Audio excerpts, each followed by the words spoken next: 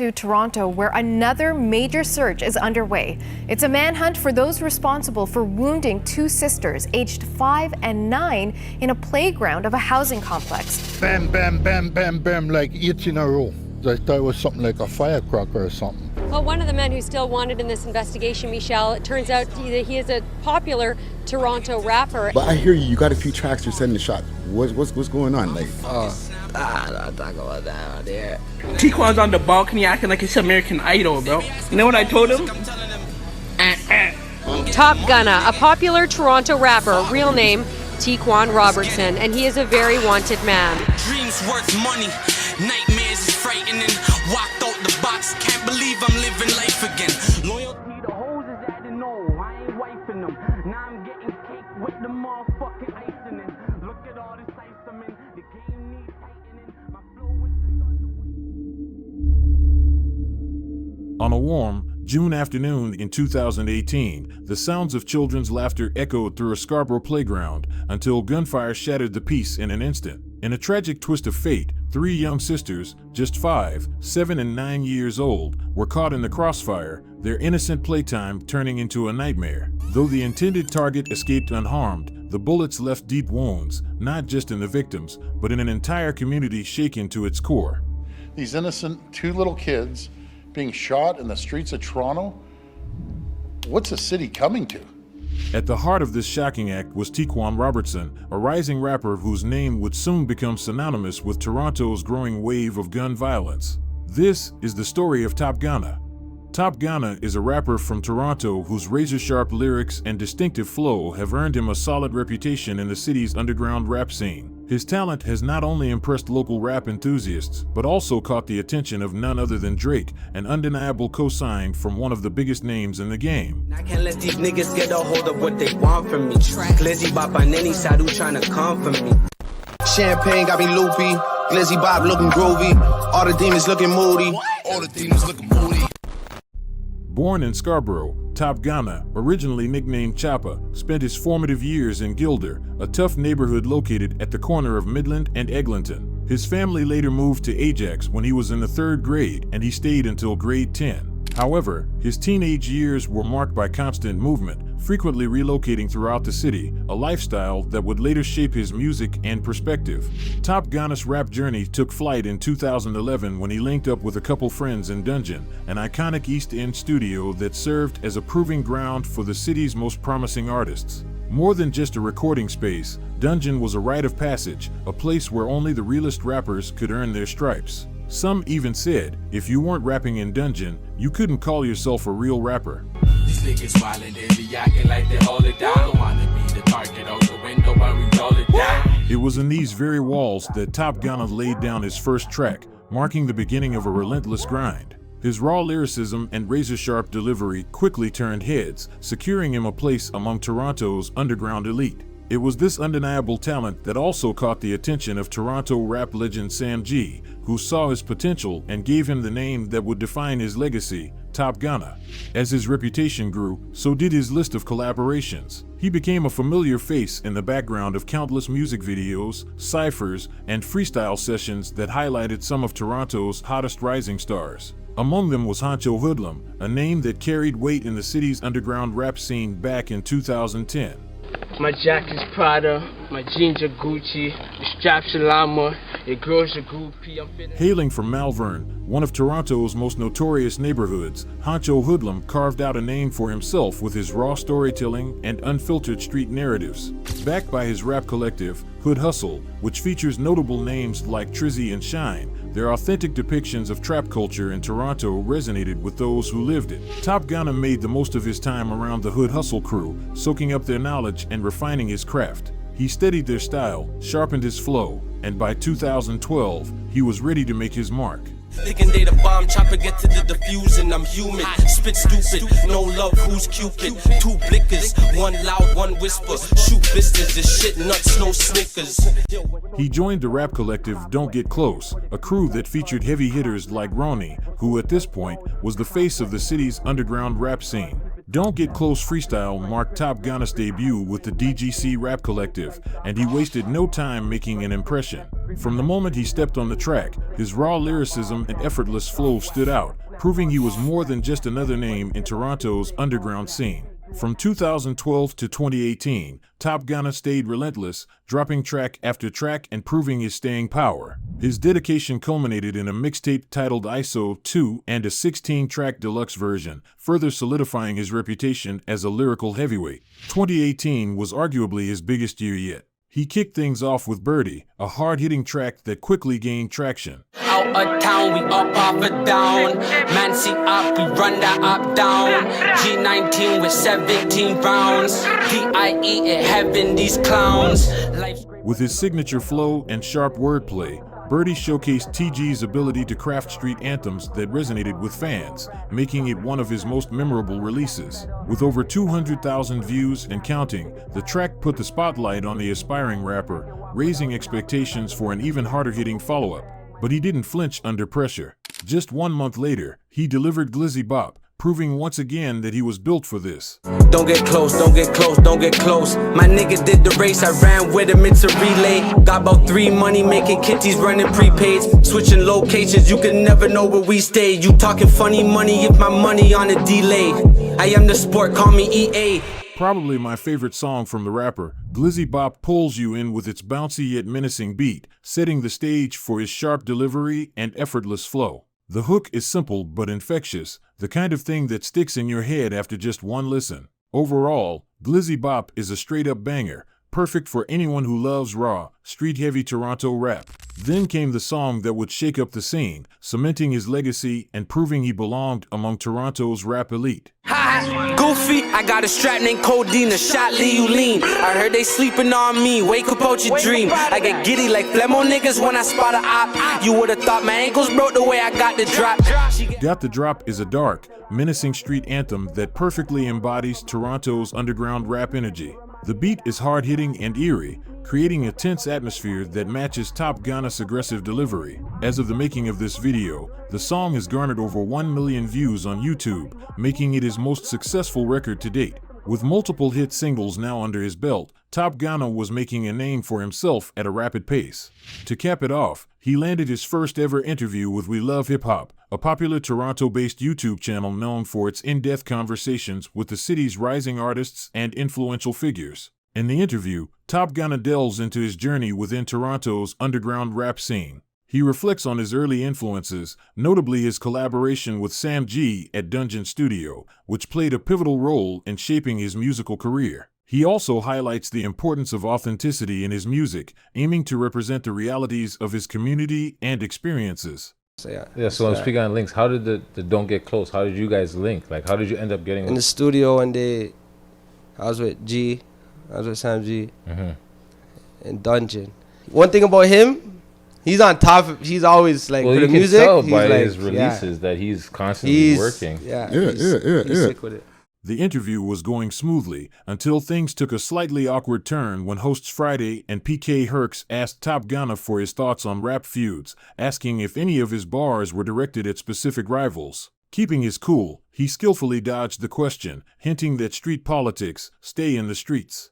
As a former rapper, you know what I mean, I've fucking been writing and I've sent shots. But I hear you got a few tracks you're sending shots. What's going on? Like, who and why did the shots begin sent? I don't talk about that on there. No, you don't talk about like, that? It's all for the streets, right? If you don't want to talk about it, that's fine. We can go and move on to something else. We could definitely move on. Still, he didn't completely deny it, suggesting that while he might not name names, there's always truth behind his lyrics. You know, it is what it is. No, that's factual. Well, I just appreciate hearing good music like at the end of the day. What you hear is what it is. Yeah. Okay. But, you know, it is what it is. That's all. Top Gunna was understandably evasive because, like many rappers entrenched in Toronto's street politics, he found himself caught up in conflicts that spilled beyond music. In his case, however, the conflict was not only inherited, but it involved a now former friend. According to Roni, Tensions between the Don't Get Close crew and Honcho Hoodlum started in 2013 when Ronnie was celebrating the birthday of one of his parents with some friends and family. Honcho Hoodlum and a few Hood Hustle members were also in attendance. What should have been a night of celebration turned sour after someone spilled a beer on an unknown Hood Hustle member. That's when Honcho stepped in, but instead of confronting the person responsible, he pressed one of Ronnie's friends, who had nothing to do with it. Feeling disrespected, Ronnie's friend snapped, kicking Honcho Hoodlum in the chest and sending him crashing over a table. From that moment on, Honcho Hoodlum felt betrayed. He believed Ronnie should have stepped in to back him up, and when that didn't happen, the bond between them was broken beyond repair. I met this guy in like 2013, 14, you know what I'm saying? Came to my house, my actual house, you know what I'm saying? With clips in these. They made a track or whatever. Double M Marksman, HH, whatever. And then bang, it was a barbecue. It was my dude's birthday. You know what I'm saying? There's barbecue all outside. His tried to act crazy. And spilled the beer on him. You know what I'm saying? And then this fucking rat hoodlum went and fucking, he tried to be like, oh, watch you're spilling that. And it wasn't even him. Man said, yo, who are you? And just kicked him right over the table. I swear to God on my life. Everybody was there. We all knew. And then he just stood there and did nothing. He did nothing, bro. Him and Shine, they went, they stood by the garbage. They stood there for 10 minutes crying, saying, how do you guys bring me to your hood and let a man kick me in the chest, blah, blah, blah. Like, it's so bad. It's like you have to come on the internet to act crazy just so people can not remember all the fuck. This fallout marked the beginning of Honcho Hoodlum's beef with Ronnie and the Don't Get Close crew. The feud would only grow deeper with time as members on both sides would antagonize each other on songs and social media throughout the years. Man, them HH niggas stuck up on some goofy shit. They boss man, block jumping like we're crewing it. Does anyone know the guys that slapped his son? Because this guy's a waste you. Let's find those guys. Bro, that's the idiot thing. You're No, a waste I'm just saying you, that's the idiot thing. Listen, you got kicked, idiot. You got boxed, your son got boxed, your son got boxed. No, oh my God, this guy's a waste. Oh my God, am I lying? This brings us to June 14th, 2018, the day after TG's interview. Early in the morning, Honcho Hoodlum started an Instagram live stream and started clowning his former friend. He shares a story about a time when TG was at his apartment, chilling on the balcony with a few friends. Out of nowhere, TG started freestyling, trying to impress the group, but instead of hyping him up, Hoodlum wasn't feeling it at all. Laughing, he said, Yo, I brought T-Quan and the next little man over. Yo, T-Quan's on the, yo, T-Quan's on the balcony acting like it's American Idol, bro. He's doing the dishes like it's American Idol, man. He wants to get down with the gang. According to Hoodlum, Top Gunna wanted to get down with the gang. Hoodlum's response? You know what I told him?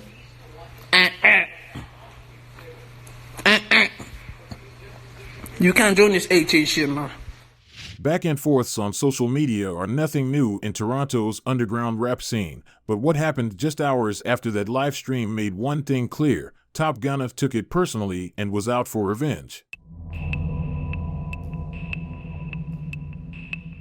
It was a sunny afternoon on June 14th, 2018, when Stacey King decided to let her 3 young daughters go to the local playground to play with their friends. The park, filled with 11 children from the Alton Towers Circle neighborhood, was just a few steps away from King's townhouse unit and allowed for her to keep a watchful eye on her children. Several minutes later, 3 men, Sheldon, Eriya, Tarrick, Rhoden, and Top Gunna, can be seen on camera arriving in a black Nissan Versa driven by Eriya and cruising past a playground at the townhouse complex. Moments later, they circled the area 2 more times, then parked the vehicle a few meters away from the playground. This was intentional. You see, the 3 men, armed with handguns, arrived with a chilling purpose: to target a man who can be seen playing with his kids in the playground. That man is Clinton McDonald, better known as Trizzy, a Hood Hustle member and close associate of Honcho Hoodlum. Within moments, the peaceful playground would become the scene of one of the most shocking acts of gun violence in Toronto's history. Surveillance footage captures the moment Tarrick, Rhoden, and Top Gunna hop out the Nissan, guns in hand, making their way towards the playground. Then, in broad daylight and with no regard for the safety of bystanders, they opened fire, aiming at Trizzy and firing no less than 10 bullets. Every single bullet missed their mark, instead striking Stacey King's 3 daughters. The 5-year-old was hit in the abdomen twice, the 7-year-old was grazed in the head, and the 9-year-old was hit in the leg. Screams of panic filled the air as children scrambled for cover. The shooters fled the scene immediately, disappearing into the surrounding neighborhood. Shortly after the shooting, emergency services rushed the 3 sisters to Sick Kids Hospital, where the 5- and 7-year-old underwent multiple extensive surgeries. Fortunately, they survived, but they endured a long and painful road to recovery, both physically and emotionally. Beyond the physical injuries, the psychological impact of the shooting was profound for the 3 sisters. Their sense of safety was shattered, and their parents worked tirelessly to help them heal emotionally while coping with the aftermath of such a senseless act of violence. Their mother spoke publicly about the lasting trauma, describing how the once vibrant and carefree sisters became anxious and fearful in the months following the incident. She also mentioned how she knew Trizzy, the intended target of the brazen shooting, and urged him to turn himself into police.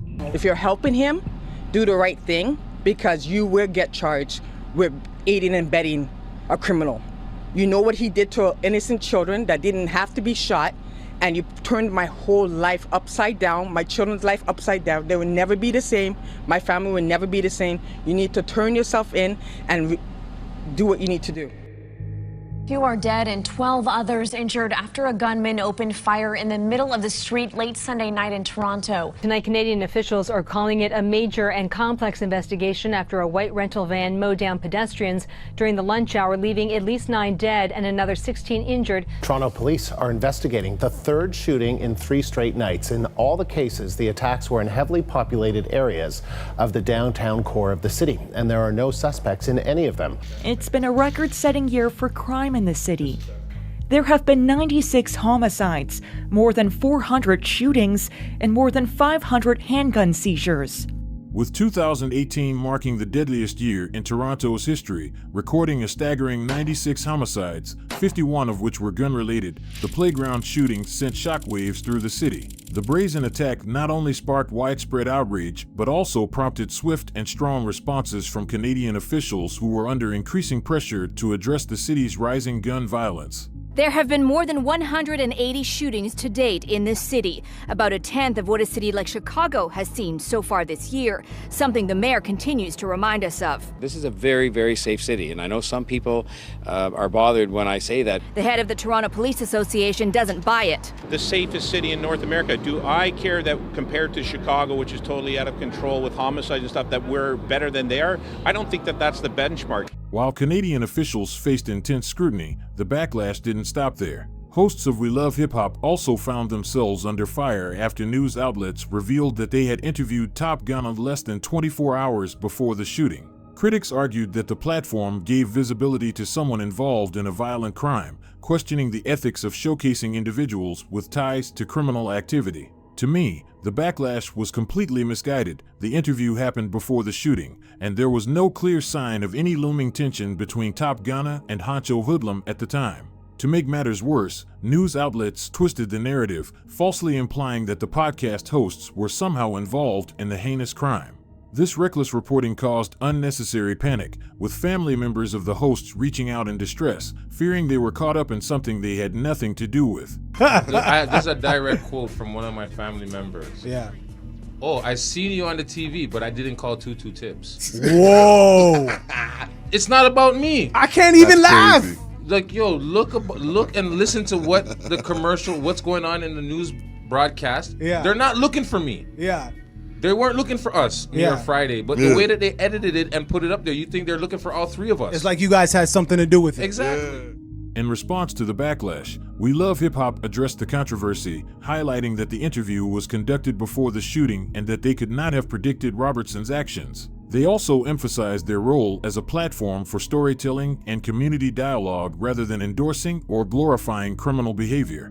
Back at the scene of the crime, law enforcement wasted no time launching a full-scale investigation to hunt down Tarrick, Rhoden, Sheldon, Eriya, and Top Gunna. The case moved fast. Within 24 hours, police traced the black Nissan Versa used in the shooting to a rental agreement under TG's name, instantly making him the prime suspect. Digging deeper, they discovered the car had received a parking ticket at 503 Beecroft Road, the same condo building where Tarrick Rhoden lived. Surveillance footage showed Rhoden with Top Gunna, placing him directly in the mix. Investigators then analyzed TG's phone records and saw that it pinged at a condo on 25 Town Center Court on the day of the shooting. What they found next was chilling. Security footage captured TG, Rhoden, and Sheldon eriya leaving the building together just before the shooting, only to return an hour later laughing and smiling.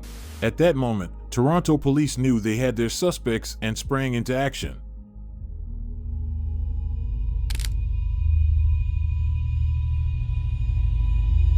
The day after the shooting at 11 a.m., police discovered the getaway vehicle abandoned in Pickering near Liverpool Road and Highway 2. Just hours later, the driver, Sheldon eriya, was arrested a short distance away. He was slapped with 7 charges, including discharging a firearm, 2 counts of attempted murder, 2 counts of aggravated assault, possession of cocaine for trafficking, and possession of the proceeds of crime. 2 days later, Toronto police released the photos of Rhoden and Top Gunna, asking for the public's help in locating them. That strategy seemed to work because 2 months later, on August 22nd, 23-year-old Tarrick Rhoden was captured by Ontario Provincial Police in the Algonquin Highlands at a residence near a small airport. When the dust settled, Rhoden was facing a staggering 17 charges. With Sheldon eriya and Tarrick Rhoden already in custody, Top Gunna was the last man on the run. Determined to track him down, investigators turned to the Technological Crimes Unit, which traced his Instagram login activity. The day after the shooting on June 15th at around 1 p.m., he had accessed his account from an IP address linked to a condo unit at 25 Town Center Court. Surveillance footage later confirmed that Top Gunna, Rhoden, and eriya were seen leaving the condo at around 1 a.m. on June 16th. With this lead, police obtained a search warrant for the unit, believing it could hold crucial evidence, possibly even the firearm used in the playground shooting. On June 18th, at 7 p.m., officers executed the warrant, storming the condo and arresting a couple inside. The search turned up a fully loaded Taurus handgun equipped with a laser pointer and an overcapacity magazine. Officers also discovered a plastic bag containing 18 rounds of ammunition and a digital scale, items commonly associated with drug trafficking. A deeper search of the bedroom nightstand revealed a second overcapacity magazine loaded with 15 rounds, along with 7 grams of cocaine in separate baggies. Meanwhile, police had also seized Top Gunna's phone from another location. A forensic search of the device uncovered a damning video, footage of him handling 3 handguns, one of which was a black Taurus with a laser pointer, matching the firearm found in the condo. The ammunition in the video was also identical to what was seized. The evidence was stacking up, and it was only a matter of time before the rapper's time on the run came to an end. The reward for a successful tip leading to Robertson's arrest has now been increased to $75,000. Money police say that is life-changing and money that can be collected anonymously. Crime Stoppers is now launching a campaign to plaster Robertson's photo right across Toronto and Canada. Billboards are being set up, an ad truck will be driving around communities, and there will be a large social media campaign online. As Toronto police struggled to capture Top Gunna, they decided to raise the stakes. Initially offering a $50,000 reward, authorities upped it to $75,000 in 2020, signaling just how badly they wanted to close the case on one of Toronto's most shocking acts of gun violence. Their desperation paid off. On July 28th, a little over a month after police announced the $75,000 reward, officers from the Integrated Gun and Gang Task Force received a tip about firearms at a property near Highway 48 and Stouffville Road. With reinforcements from the Emergency Task Force, police executed a search warrant at 132 Spofford Drive, uncovering a loaded Taurus .40 caliber handgun, 14 rounds of ammunition, 2 overcapacity magazines, approximately 1 ounce of cocaine, and $6,000 in cash. But it wasn't just about the contraband. Inside the residence, officers arrested 5 people, including 2 high-profile fugitives. The first was Alexander Fountain, aka Bang 5, a Parma Court-based gang member and Top Gunna's close friend, who had been on the run since 2017. Fountain later pleaded guilty to second-degree murder in the 2016 shooting of Humber College student Samatar Farah and was sentenced to life in prison in 2021. The second was Top Gunna himself. After more than 2 years on the run, he was finally in police custody, facing 10 serious charges, including 2 counts of attempted murder and conspiracy to commit murder. To top it off, he also had outstanding warrants in Peterborough for drug offenses and in Durham for gun charges. And just like that, the hunt for Toronto's most wanted rapper was finally over.